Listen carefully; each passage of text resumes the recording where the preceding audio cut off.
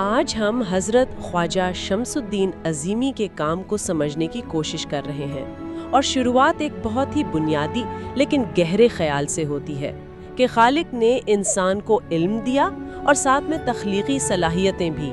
اللہ تعالیٰ خود کو احسن الخالقین کہتے ہیں، یعنی بہترین بنانے والا، مگر ایک خاص سطح پر یہ تخلیقی قوت، یہ بنانے کی طاقت انسان کو بھی دی گئی ہے۔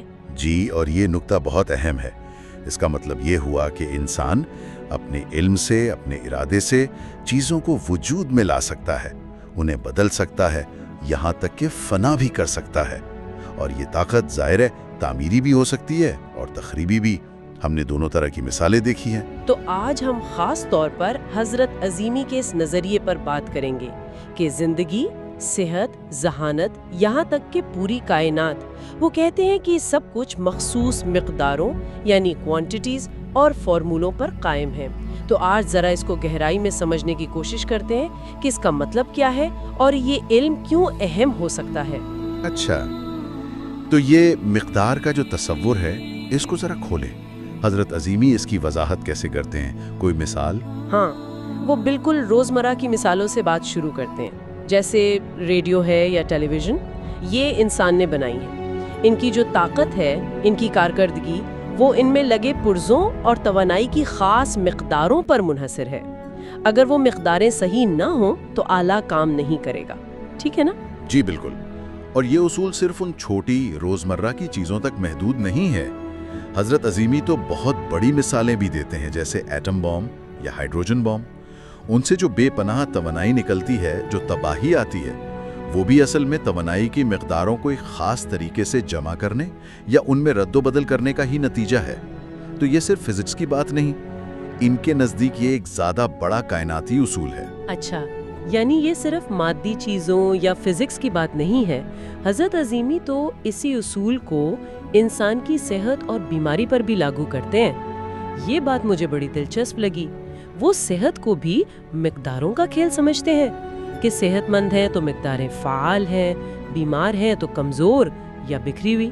جی، ان کی تحریر سے تو یہی لگتا ہے کہ وہ اسے ایک حقیقی کیفیت مانتے ہیں، صرف استعارہ نہیں۔ ان کے مطابق ایک صحت مند جسم میں زندگی کی توانائی کی مقداریں متوازن ہوتی ہیں، متحرک ہوتی ہیں، اور جب بیماری آتی ہے تو یہ توازن بگڑ جاتا ہے، مقداریں کمزور ہو جاتی ہیں یا منتشر ہو جاتی ہیں۔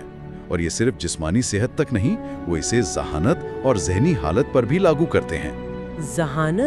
ذہانت کو مقداروں سے جوڑنا یہ کیسے کام کرتا ہے؟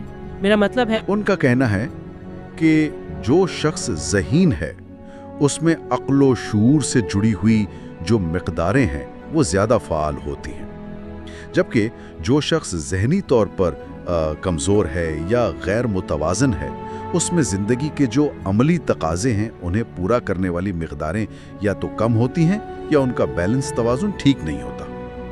یہاں تک کہ وہ کہتے ہیں کہ پیاس لگنا، بھوک لگنا، یہ بھی مخصوص مقداروں کا احساس ہے۔ یعنی پیاس بھی ایک مقدار ہے؟ جی ہاں، اور اگر اس مقدار میں بہت زیادہ خلل آ جائے، جیسے وہ مثال دیتے ہیں کہ پیاس کی مقدار بالکل ختم ہو جائے، تو استسقاء یعنی ڈراپسی جیسی بیماری ہو سکتی ہے، جس میں پیاس نہیں لگتی مگر جسم پانی سے پھولتا رہتا ہے۔ اسی طرح کھانے پینے میں بے اعتدالی، وہ بھی متعلقہ مقداروں کے نظام کو خراب کر کے بیماری لاتی ہے۔ تو اگر صحت، ذہانت، بھوک، پیاس سب کچھ ان مقداروں پر مبنی ہے، تو کیا زندگی خود ہی ان مقداروں کا ایک بہت پیچیدہ قسم کا مجموعہ ہے، ایک فارمولا؟ مصنف کے مطابق آپ کہہ سکتے ہیں کہ ایسا ہی ہے۔ وہ کہتے ہیں کہ زندگی کا ہر پہلو، ہر ضرورت، چاہے وہ اس دنیا کی ہو یا غیب کی دنیا کی، وہ خاص مقداروں اور قوانین کے تحت چل رہی ہے۔ یہ مقداریں ایک فارمولے کی طرح کام کرتی ہیں۔ جب ان مقداروں میں یا ان فارمولوں میں رد و بدل ہوتا ہے تو زندگی کی حالت بدل جاتی ہے۔ اور یہ تبدیلی اتنی گہری ہو سکتی ہے کہ بظاہر ایک جیتا جاگتا انسان بھی اندر سے خالی ہو جائے۔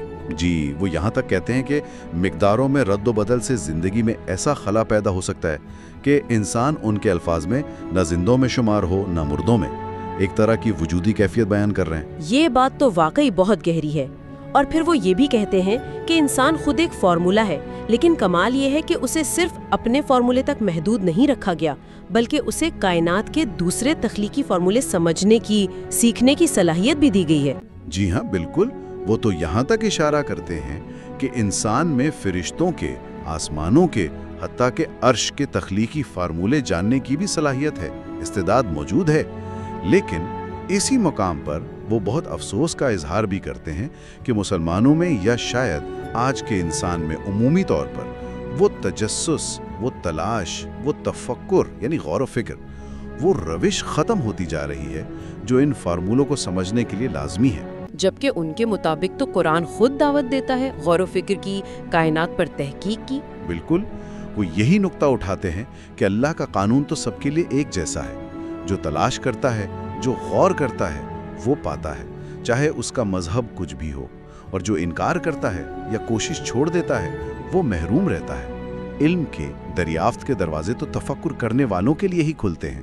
تو آج کی گفتگو کا خلاصہ یہ ہوا کہ حضرت خواجہ شمس الدین عظیمی کے نقطہ نظر سے کائنات اور زندگی یہ سب ایک منظم نظام پر چل رہے ہیں جو مقداروں اور قوانین پر مبنی ہے۔ تخلیق کا ہر پہلو انسان سمیت ایک فارمولے کے تحت ہے، اور انسان کو یہ صلاحیت دی گئی ہے کہ وہ نہ صرف اپنے بلکہ کائنات کے دوسرے فارمولوں کو بھی سمجھے۔ جی، اور شاید سب سے اہم نقطہ یہ ہے کہ ان فارمولوں کو سمجھنے کی چابی، کلید وہ غور و فکر اور تحقیق میں ہے۔